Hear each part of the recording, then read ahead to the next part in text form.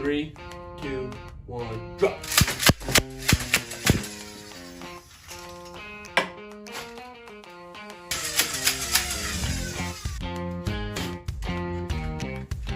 Wait, do you have duct tape? Derek, what was that? Die hard or die harder?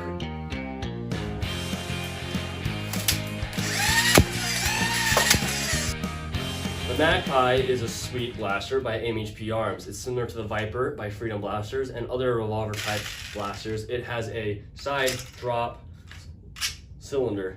The cool factor of the cylinder though is always kind of finicky. If you've ever used a revolver in real life, or if you've used a cylinder-based blaster before, you will know that if you don't put your darts in all the way, it can affect how it rotates. That is true with the Viper, with the Maverick, with the Strong Arm, with the Magpie, with all of those AirTech 2Ks and 3Ks and everything else. Anything with a rotating drum means more moving parts and slightly less reliability if you don't know how to use it. This one is one of the first ones I've ever made, and it's still kicking, so they are a great blaster to use. It still has honey batters in it as well. With the Magpie and the Viper, it stores the battery in the handle. Now, how you store the battery can affect your rotation. So to get the best reliability, you want to make sure your battery is installed so it's not too tight pushing up against the internals, such as the rev switch. That can obviously cause your blaster to misfire or turn on prematurely or not reset properly. So don't slam your battery in there too tight. You tuck the wires in so they're fairly out of the way. Then slide on your battery cover. And it should rotate. If at any time it doesn't reset properly when the trigger is pulled,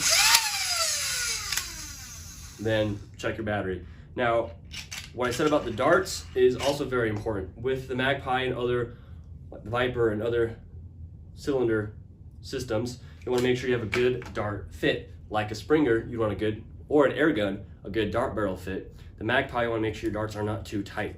That's a perfect fit. If I had a Newtonian scale or one of those pulling scale things, not Newtonian scales, spring scale, I would pull on the dart to show you how much force you need. But if you can see, it's just a little bit of a push. I bet if I were to like, you know, you can maybe see if I were to do 2 darts, like the second dart doesn't deform at all. So it's a nice, easy fit. If it's too tight, then the pusher arm won't have enough force to push the dart all the way through. So that one might be a little hair tight, the second one I put in. So what you can do is find an older dart or just give it a little roll in your fingers just gently, and it makes it a little looser. Yeah, so that one's a lot tighter. I don't know if you can see that, but if I push it, it takes more force, about, I don't know, about a third as much force. Now, we should get a spring scale so I could pull on the scale and we could read how much force it actually takes, but we're not gonna be that nerdy. And basically, a looser fit is better. However, if it's too loose, then your dart could sit too far. It could fall due to gravity and jam your rotation. These ones are all pretty good. So if you get one that's too loose, you'll lose one a lot. I just cracked it. Okay, well that's a really good fit. Get one that's too loose. Just squeeze it. No, that's a good fit too.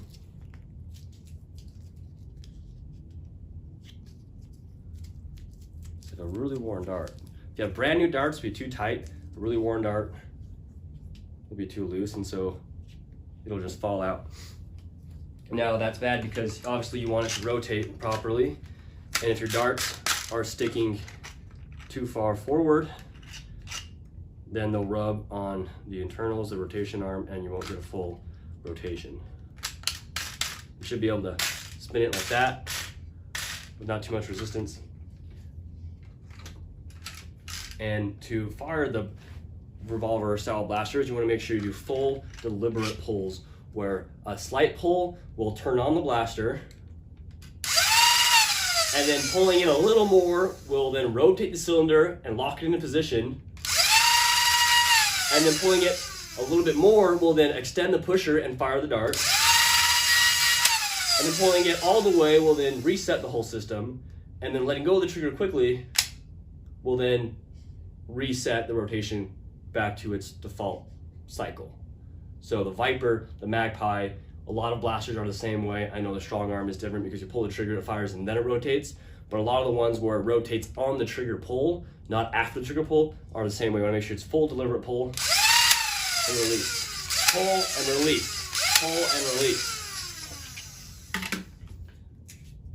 So I've got 6 darts in here of reasonable fit. They might be a little tight, but we'll see how this goes.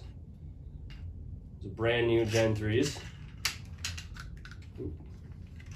Off to a great start. I see they're rubbing a little bit.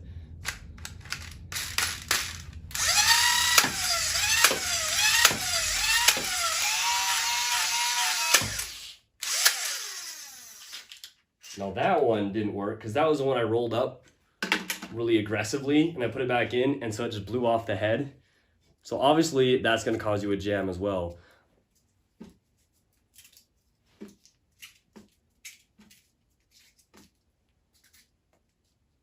Now we got 6 more darts. See, this one's kind of tight. Get a slight roll.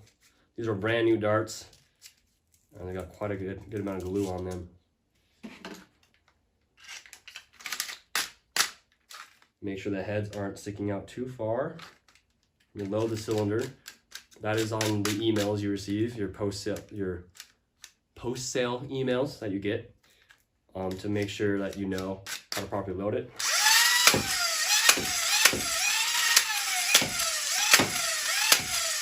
There you go. This is one of the first Magpies we made, and it still works beautifully. Worker darts are slightly a hair longer, so if you have Dart Zone Pro darts, they typically work a little better because the dart's are a little shorter. You just want to make sure the dart fits in the cylinder and doesn't stick out too far. We have modified the designs a little bit to allow a little bit more wiggle room for the darts themselves. Same thing with the Viper, and so if your darts are a little longer, they should still work, but again, try to make sure that your darts don't stick out too far on either side. And again, the postal email tells you if you have to, try to have the dart stick out on the back, not the front, because if the dart sticks out the front too much, then you've got that rubber that'll rub and catch, but if it's the foam that sticks out, it'll slide a little easier. So make sure your heads don't stick out, and if the tails, you can see that already, the tails stick out about 1 millimeter or 2. And so you kind of want to split the difference, and that's kind of an annoying thing about these revolvers. More annoying about Worker though, when they first came out with their Worker darts, their Gen 3s are actually a hair millimeter longer than their Gen 2s, which means a lot of blasters that were designed at the time weren't compatible. So if you try to use Worker darts in some older magazines like the Katana magazine, they don't actually work very well. But that aside, the Magpie is still way fun, and cylinders, revolvers are way fun.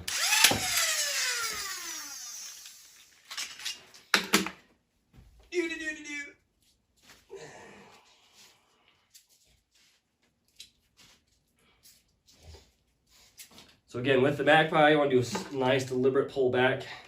And what's really fun to do with the Magpie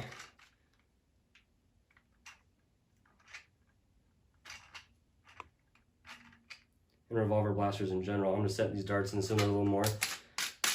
Again, this is an older Magpie. It's a short nose, and so I know that this older design doesn't have that extra room actually that I talked about. This is one that we built, I think this is the 3rd or 4th one we ever built. So it's got not as many optimizations, but it's still fun.